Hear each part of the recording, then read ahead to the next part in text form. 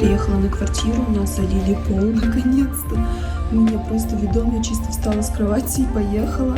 Сейчас покажу вам подъезд, как он чуть-чуть уже преобразился. Такие тут диванчики поставили, даже ракушку.